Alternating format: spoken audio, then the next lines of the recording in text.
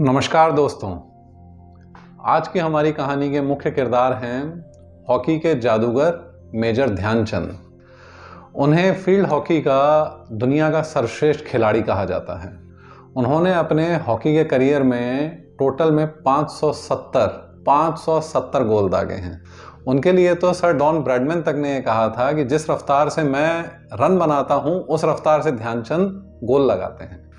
India का national sports day भी उन्हीं के बर्थडे पर हर साल 29 अगस्त को मनाया जाता है। इंडिया का स्पोर्ट्स अवार्ड भी उन्हीं के नाम पे ध्यानचंद खेल रत्न अवार्ड के नाम से दिया जाता है। उनका असल में असली नाम ध्यानचंद भी नहीं, उनका नाम है ध्यान सिंह, या ये कहिए उनका नाम था ध्यान सिंह। लेकिन वो जिस शिद्दत से रात को भी चांद के निकलने का इंतज़ार करते थे ताकि जैसे ही चांद निकले उसकी रोशनी में मैं प्रैक्टिस करूं, उनकी इस डेडिकेशन के चलते उनके साथियों ने उनका नाम रख दिया ध्यानचंद, और इस कारण आज हम उन्हें ध्यानचंद के नाम से जानते हैं। 1922 में ध्यानचंद ने इंडियन आर्मी ज्वाइन की और यहीं से उनका हॉकी का सफ़र शुरू हुआ। अपने हॉकी के करियर में खुद खेलते हुए उन्होंने इंडिया को 3 ओलंपिक गोल्ड्स जितवाए 1928, 32 और 36 में। तो इन्हीं तीनों ओलंपिक गोल्ड विक्ट्रीज के बारे में हम कुछ शेयरिंग्स करेंगे। सबसे पहला ओलंपिक 1928 का हुआ था नेदरलैंड्स में, जहां पे फाइनल में इंडिया का मुकाबला होम टीम के साथ ही एम्स्टर्डम में हुआ था। ओलंपिक गेम से पहले कुछ लोकल मैचेस में इंडिया का इंग्लैंड से जो कंपटीशन हुआ था उसमें इंग्लैंड की इतनी बुरी धुनाई हुई थी कि इंग्लैंड की हॉकी फेडरेशन ने अपनी हॉकी टीम को पार्टिसिपेट तक नहीं करवाया था। इंडिया वो फाइनल मैच 3-0 से जीतता है और उस फाइनल मैच में हालांकि ध्यानचंद नहीं खेले थे, लेकिन उस पूरे टूर्नामेंट में जो ध्यानचंद की परफॉर्मेंस रही थी वो ऐसी परफॉर्मेंस थी कि इस कारण से उनकी हॉकी स्टिक को तोड़ के देखा गया कि कहीं इस स्टिक के अंदर मैग्नेट तो नहीं है। उन्हें प्लेयर ऑफ द टूर्नामेंट से भी नवाजा गया और यहीं पे उन्हें विजार्ड ऑफ हॉकी का खिताब मिला जो वहाँ के न्यूज़पेपर्स में छपा था। 1932 का ओलंपिक हुआ था यूएसए में और यहाँ भी फाइनल्स में इंडिया का मुकाबला हुआ था मेज़बान टीम होम टीम के साथ लॉस एंजलिस में।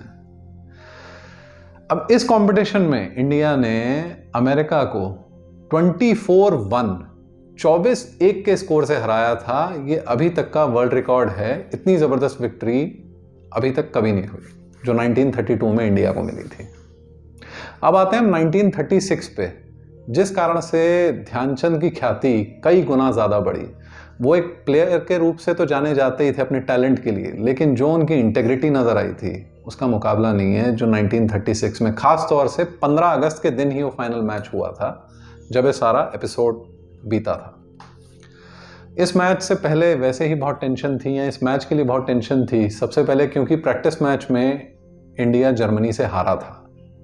दूसरी बात, इस मैच को देखने के लिए इस फाइनल्स में 40,000 जर्मन्स पूरे स्टेडियम में मौजूद थे और साथ में एडोल्फ हिटलर भी इस मैच को देखने के लिए वहां आया था। ये मैच जब शुरू होता है तो हाफ टाइम से पहले इंडिया और जर्मनी का स्कोर 1-1 था और शुरुआत में ध्यानचंद को जबड़े पर चोट भी लगी थी जिस कारण से उनका एक दांत भी टूट गया था। हाफ टाइम के बाद जब ध्यानचंद लौटे हैं उन्होंने अपने स्पाइक शूज़ उतारे हैं, वो नंगे पैर खेले हैं, वो चप्पल पहन के खेले हैं और इतनी ज़बरदस्त उन्होंने ड्रिबलिंग की है और गेम जो प्रदर्शित किया है, इंडिया इवेंचुअली 8-1 से जीता। इस परफॉर्मेंस को देखते हुए आगे बढ़ते जाते हुए हिटलर बीच मैच में ही स्टेडियम छोड़ के चले गए थे। इंडिया जीता। इनकी विक्ट्री के चलते शाम को एक कार्यक्रम आयोजित किया गया था जिसमें हिटलर ने ध्यानचंद को बुलवाया और एक ट्रांसलेटर के थ्रू एक संवाद हुआ, उनमें एक कम्युनिकेशन हुआ।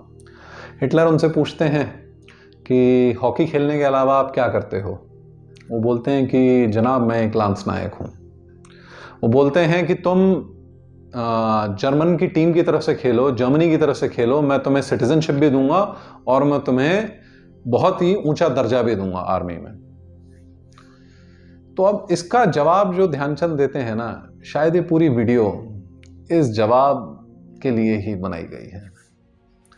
ध्यानचंद बहुत ही नरमी से, साफ सुथरे शब्दों से उन्हें नमस्कार करते हुए उनके ऑफ़र के लिए धन्यवाद कहते हैं और साथ में बोलते हैं कि मेरा जॉब चाहे जितना भी छोटा हो मैं एक भारतीय हूँ और भारत मेरा घर है। मैं अपने परिवार वाले लोगों के साथ, अपनी गरीब नौकरी के साथ खुश हूँ। हिटलर उन्हें देखते हैं, दोनों में हल्का सा सर झुकाते हुए नमस्कार होता है और हिटलर आगे बढ़ जाते हैं।